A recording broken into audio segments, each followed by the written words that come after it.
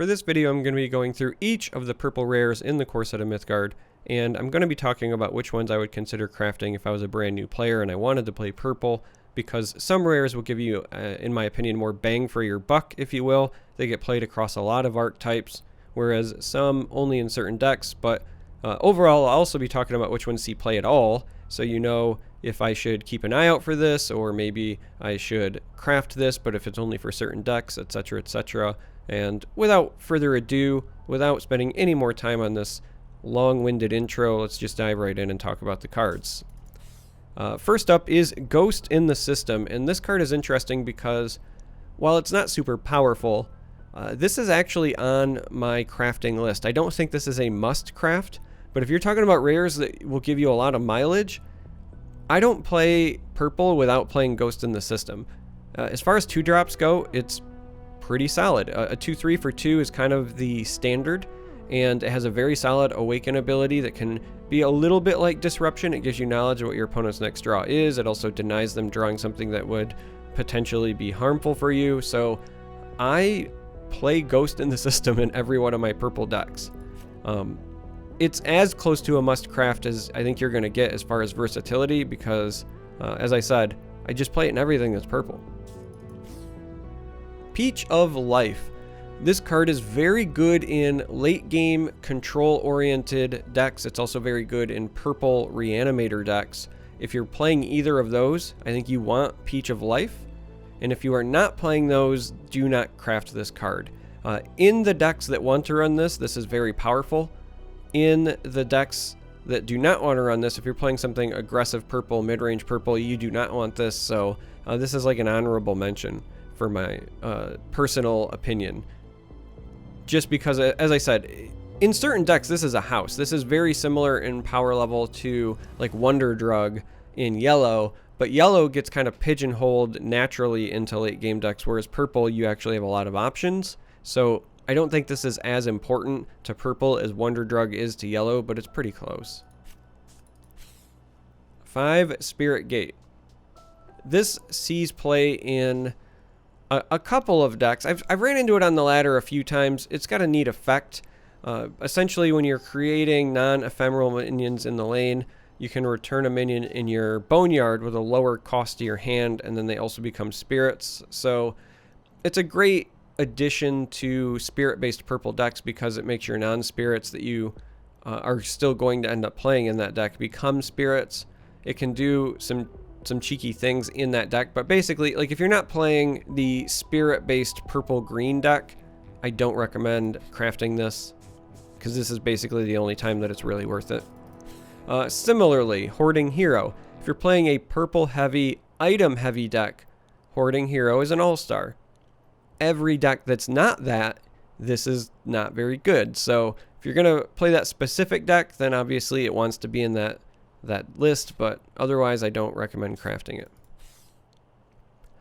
Kite Glider is interesting because Agile is a very powerful keyword. Being able to give any minion Agile till end of turn is important.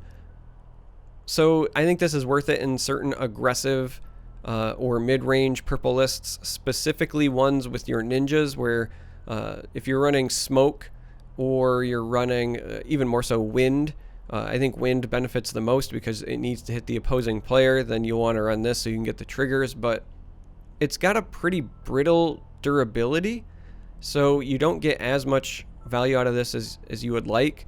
Traditionally, in my experience, when I have played this in the past, you play it and you get like 1 or 2 turns of use out of it to give something Agile, and sometimes that's good enough, but it's also kind of awkward because the decks that want to run this, you also want to typically just be developing bodies like over and over. You need something on the board to benefit from gaining Agile, so I don't think it's a must craft by any means. I think that the decks that want to run this probably only include it as a one-of anyway, so I don't recommend crafting it. Neo Gangnam does see play. Being able to give something warded is very powerful, and you get the buff on top of it. This sees play in a lot of mid-range lists. Being able to protect your minions from removal, protect your minions from cards like Thunderclap, Cataclysm, it's all very important. Does not dodge Misanthropia or Blight effects, things like that. Does not dodge Valkyrie Enforcer, who can bounce things, but this sees play. I don't think it's a must craft. It's not going to go in like every one of your purple lists, but if you're playing something kind of mid-rangey, I would at least consider this card. I would put it on my radar. Balance, I'm going to be honest, I've never seen Balance played. Draw a card for every minion your opponent controls. So in other words, you get to draw a bunch of cards if you're already losing, and as such, you're spending 4 mana to just do nothing when you're already losing. Feels pretty bad, just does not see play. I don't recommend crafting it. Feng Shui Master. This card does see play, and it's better than it looks. 4 for a 2/3 is not great. The body here is understated, but being able to straight up destroy enchantments is a pretty big deal, and as such, this actually sees play a lot in control decks, but even in some mid-range lists, because being able to blow up something like Serpent's Den, for example, like you trade into the Serpent and then you blow it up, that's a pretty big deal. And the fact that it's on a body is relevant because if you're playing something like Journey of Souls, then you can get this back and keep blowing up enchantments. So I don't think it's a must craft, but it's very high on my list of purple cards to craft because, spoiler alert, as we go through this, there's not many true must crafts in purple in my opinion, so this ends up being pretty high on the list just by default. Alright, Pinnacle of Flavors. This is my favorite purple card in the game. I will admit I'm biased, and so I'm going to call it a must craft. But it's also, like, if you're playing anything aggressive or mid-range, you want Pinnacle of Flavors in your deck. And if you're playing control, you still want to consider it because it is very versatile. It provides reach. It helps protect a creature. The Blast 5 is insane, and so as such, it acts like removal. If you connect properly with that Blast 5, it can be AoE removal. This is a card that overperforms. Like, you look at it and you're like, oh, that's kind of neat, and then when you play with it, you're like, oh my lord, it does everything. This card is great. I'm a big fan. I like to say that when you play this, you're taking a trip to Flavor Town, and it's that good. Next up, we have Spiteful Mimic. Unless you're going kind of all in on the stealth mechanic, or unless you just really like setting traps for your opponent, I don't recommend this card.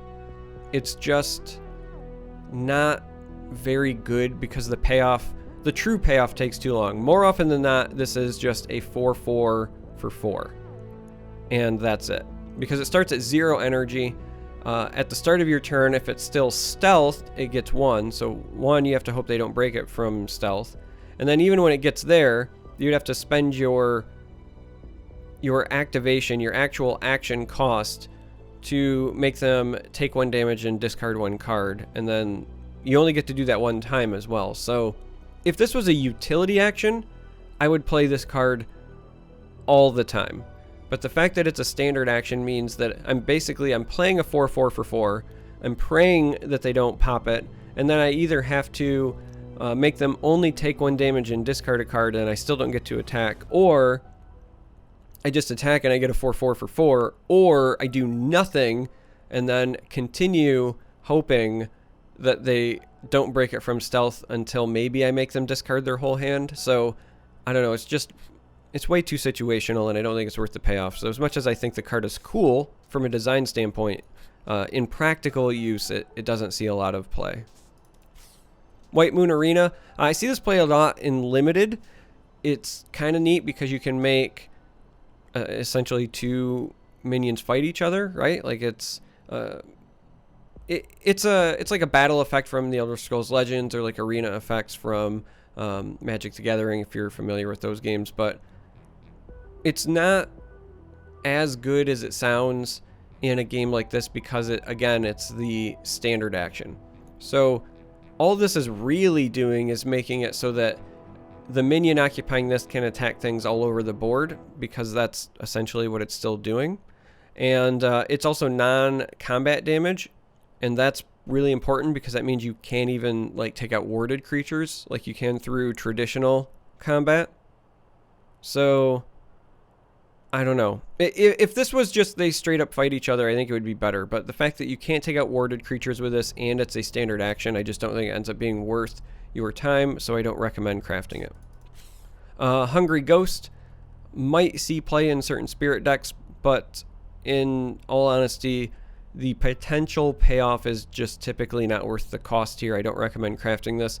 Paying 5 for a 3/4 is not great. Now, if you are playing this and then on that same turn, let's say you're trading one of your creatures into an opponent, right? So you play this for 5, 2 creatures die. Now you've got a 5/6 for 5 with no keywords. That's honestly still not great. Now, if you do that multiple times, maybe you trade 2 of your creatures into 2 of your opponents. So you play this and instead you get this benefit 4 times, right? You get a nice 7/6 or 7/8, excuse me. At the start of your turn, it gets -1/-1, so when it comes back to you, it's going to drop down to that 6/7, so you paid 5 for a 6/7. That's okay. I guess what I'm trying to get at is, and maybe you're already coming to that conclusion, so I don't need to continue this rant, the amount of investment to make this worth the cost is just too high, so I do not recommend crafting it. It does not see a lot of play. Moving on, Spirit Away is a very cool control card because it straight up transforms a minion, so you dodge demise. It also shuffles this hollow back into their deck, so you give them a potential dead draw later on, so that's kind of neat. But it only sees play in control decks because 5 is pretty expensive cost, and 3 gems is also pretty prohibitive. So you've got to be not only playing control, but be pretty deep into purple. It sees play, it's a good card. It's just not something I would recommend crafting because it's not going to give you the most bang for your buck. You're not going to put Spirit Away in as many decks as you will Pinnacle of Flavors, for example. Last up is the Boogeyman. This card's actually pretty good, and in late game decks and even certain versions of Purple Reanimator, it sees a lot of play because you can reanimate this, and then it lets you, because of the Awaken, discard another fatty that you can turn around and reanimate as well. So it does see some play. I don't think it's blanket good across all purple decks nearly enough to say, you know, craft this with confidence, but if you want to play a late game purple deck or a Reanimator purple deck, then you might want to consider crafting this, is the way I'll word it. And that's it. So as you can see, there's not a lot of like must craft purple rares. My big 2 personally are Pinnacle of Flavors and Ghost in the System, because I throw them in just about every purple list I create. They're both that good. This one is just the low gem cost and a good effect on a 2/3 makes it worthwhile. And like I said, Pinnacle is much better in practice than it looks on paper.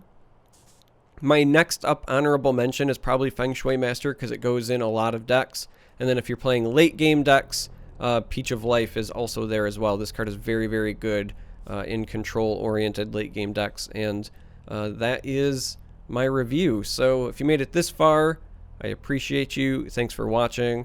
And if you have not yet watched all the other reviews, I have one of these now for every color. This will be the last one in the series, so make sure you check those out. And I hope to catch you in future videos as well.